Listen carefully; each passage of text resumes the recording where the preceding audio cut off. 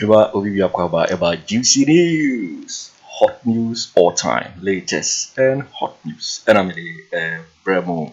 Aye KT can be dealer or no so the need be boom and for a Wontumi, Wontumi who sema be and a lawyer Morris Ampaw who said to be and a KT I want the pasa.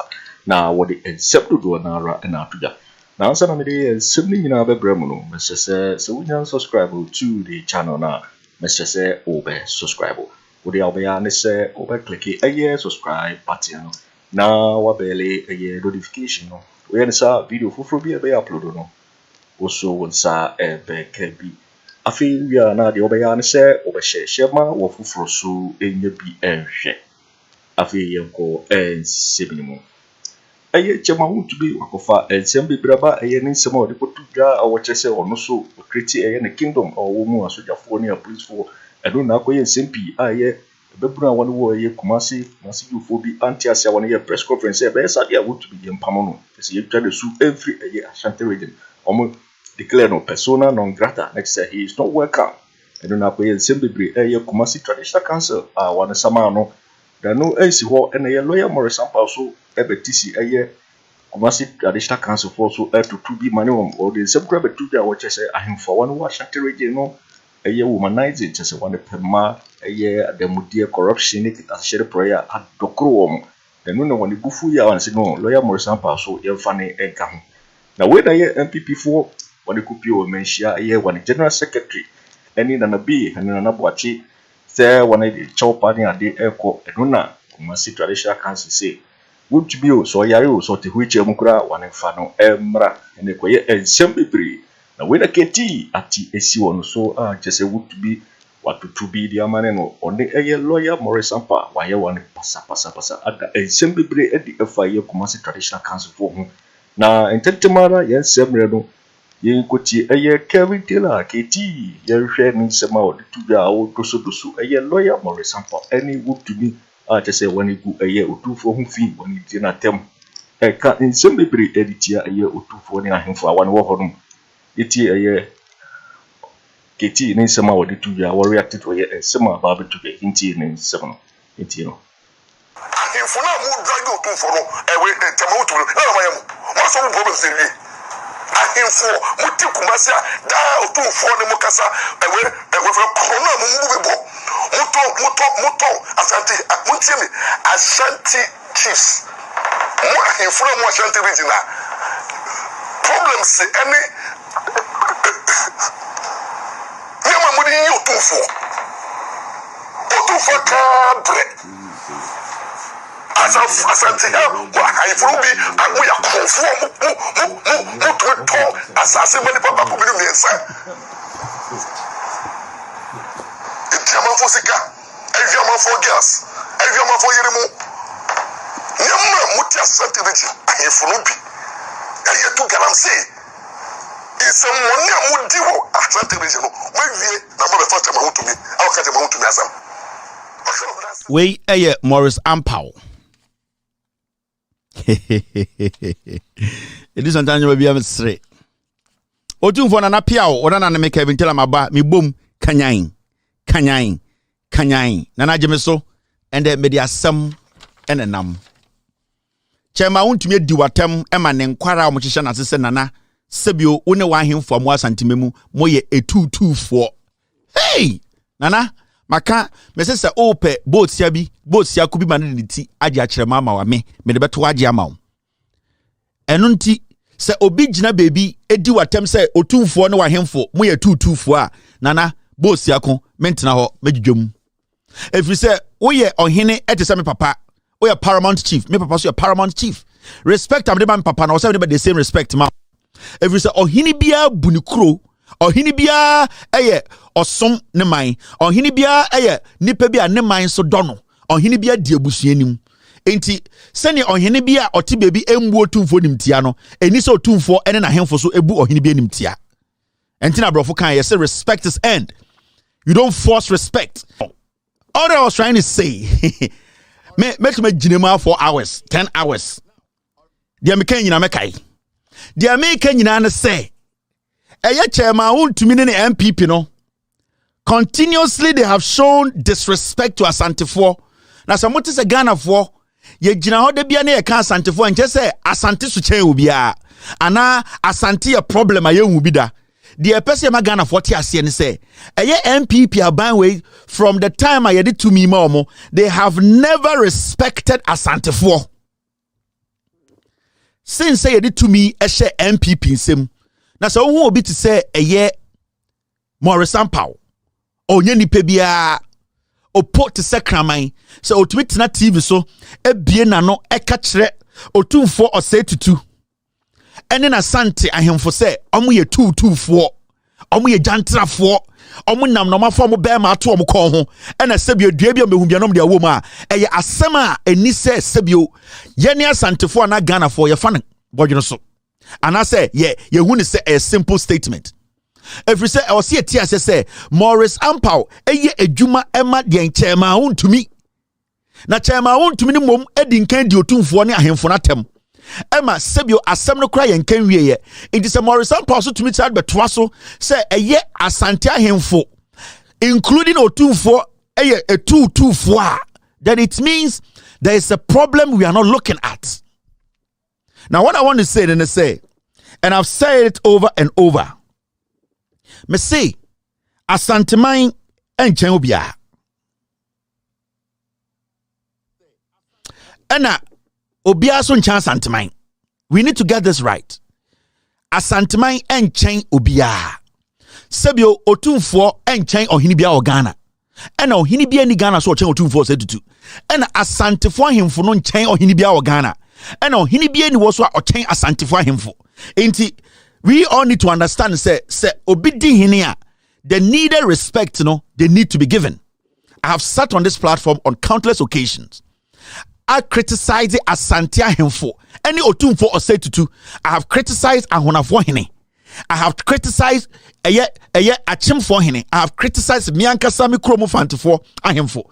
It shows you say I am not looking at where you are coming from or where you are a chief. I am looking at your conduct and what you need to do to change things for good. Enti se Ghana for bi te se debia ye kan Asantefo asema, it does not make them special, it does not make them better. We are talking about Asantefo efri se Asantefo hu no kore na omo nkenti na Asante obia de Asante ni mu twitwi fom. Asante sebio technically Asante eye nyaatwom. Asante ye naatwom obi ti bebi di matami mu ade benta Asante ma menkyerɛ wade ne yɛ te Ghana krom ha. We eye Chairman Wontumi a we di Otumfuo atem.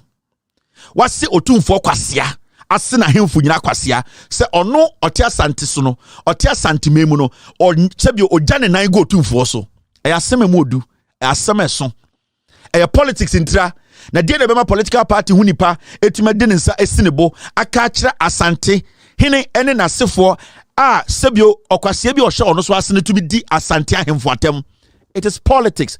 It is because Yenia Santino, we are selective when it comes to criticizing people, especially when it comes to political parties.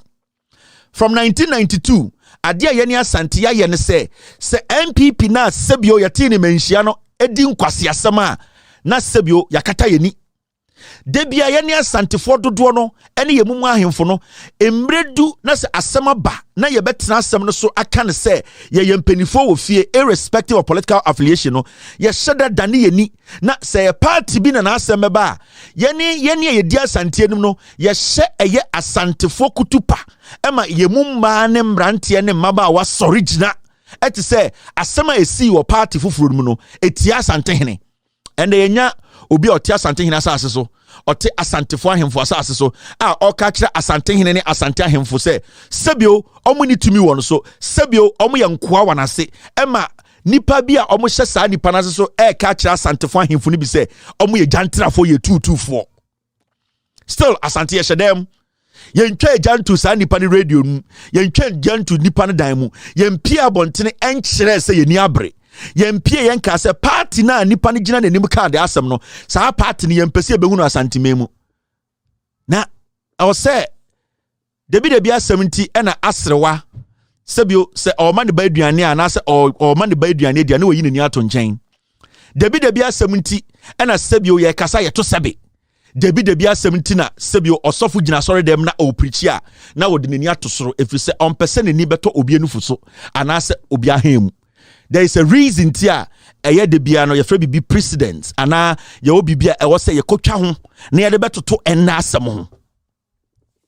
Now ma menchira wade bi time na MPP NDC wo power na MPP wo power NDC wo power na e de ne siye de siye ne se na NDC aban chichire Asantehene na NDC aban through Kojo Bonsu na ono ene da Asantehene no represent NDC no Asantehene ba no na ono na edi NDC enim edi impuntio eba Asantehene mu imbre bi dui na e wo se Asantehene ya chichire Central Market na ya chichire eyekejetia yie na Kojo Bonsu na odi NDC enim Asantehene enim a oye Asante de hye no oye na adwene se na eye board a yate a sebio nipa bi na omote board ne subi eje adwenkyere etoato adwene se ne ebe ya eye kejetia ene Central Market dwumadi a yedi no sebio yebubu stores ni gu a ye beche ema obiansa aka ne de a wantwi bia mbem ekodum mrebi ema saa nipa a omote saa board ne so no ka se eye Kojo Bonsu a oye NDC ni a sebio dwumadi we no ono ena eda no nipa bi ka se omo eye menhia na eyi omo se omo meden omo metena saa board no so na Kojo Bonsu mpese obetie omo asem tie de na Kojo Bonsu eye ne se na all represent NDC as the mayor of Asantehene. All represent NDC se NDC be chichire Asantehene no Asantehene yi nipa bi be gina board no bi so se we mu de Kojo Bonsu ni omo mfa adwene na Kojo Bonsu no ni nsem kire mu no na o se nipa ni bi wo board no so a sibi anyoma ekono omo mpese omo be pene ema nyoma akoso toten na yetumi achikire Asantehene market wa Asantehene mu enti saa nipa ni bi ko menhia eko ka kire Otumfuo se Kojo Bonsu one na aban a omo chikire Asantehene no yakasa omo mpese omo betie ema Asante ka se Kojo Bonsu abomusio ebia na urefi se osha story we a City airport story way. We won't forgive Kojo Bonsu. Asantehene emu nkwara emu mpenifo emu ahemfo. Kojo Bonsu ankase Otumfuo enyo hene. Kojo Bonsu ankase Owutumi che Otumfuo.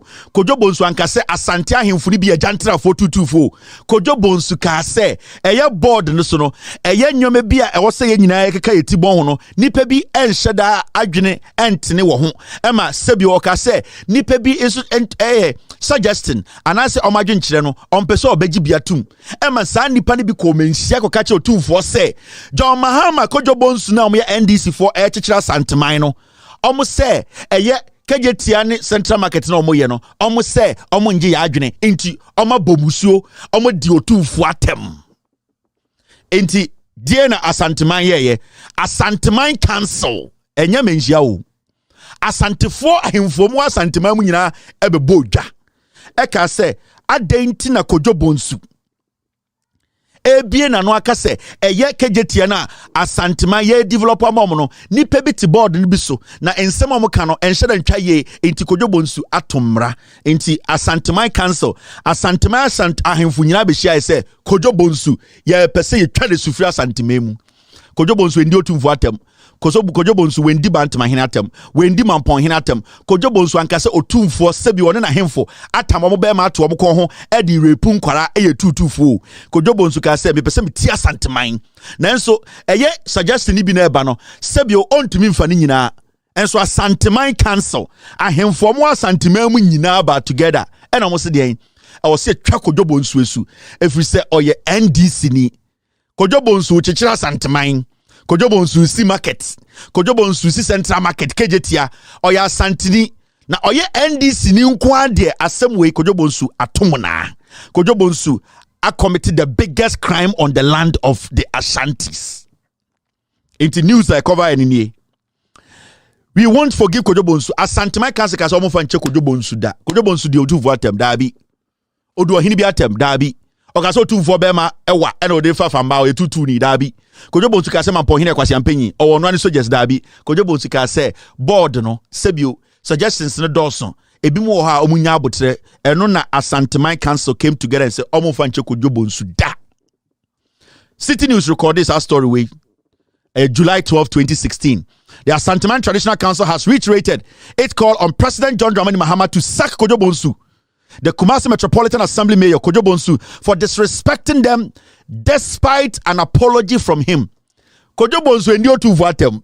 Kojo Bonsu say board no nipa bi so ansem no kana too much obian relax na onti obi asem Asantehene Council ka say John Dramani Mahama empam Kojo Bonsu na omwankasa de hye Kojo Bonsu no omo mfa nche ne da utie me ye build the story no na ma kire mo say de mu hu no menhia no it is basically they are still shielding Chairman Wontumi. Mention that who protected Chairman Wontumi. Otumfuo and the Asantehene Council, they are protecting Chairman Wontumi.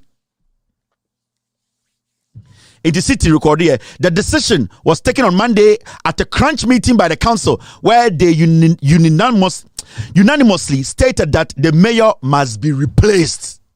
Asantehene himfo and the Chairman Wontumi say mundu to me or on soldiers in the police muni mo Otumfuo no mo yankwa we ni so no Kojo Bonsu na OCKJ Central Market na o ka say board so keke nipa bi nsem bi o mo kana ho hia nti onfa no mo ka kire say we di Asantehene obu o mo nim tia che John Mahama ene ne NDC no mo pam Kojo Bonsu o ya mo di hie o enso na mo se mo mpese mo hu nanim Chairman Wontumi we di ani onya da Asantehene mpo. And so we dim atem edimu hene atem edimu nim atwitwi yane and the more than what to say yeah man 1 week Chairman Wontumi fa report mra when somewhere be near catch am say mo na mama Asantehene aye kasa mo na mama Asantehene aye sebio enama obia wibi yo tifo because GCB so and na wo hwe no se wunya subscribe ya message say over subscribe na wa like na wa share video no also wetini a kire wadwene afa and some we nyina ho to wo comment box mobati menka bio in my next video. Thanks for watching. Like and share the video. You can also drop your comment. Please don't forget to subscribe. Click on the bell to turn on the notification.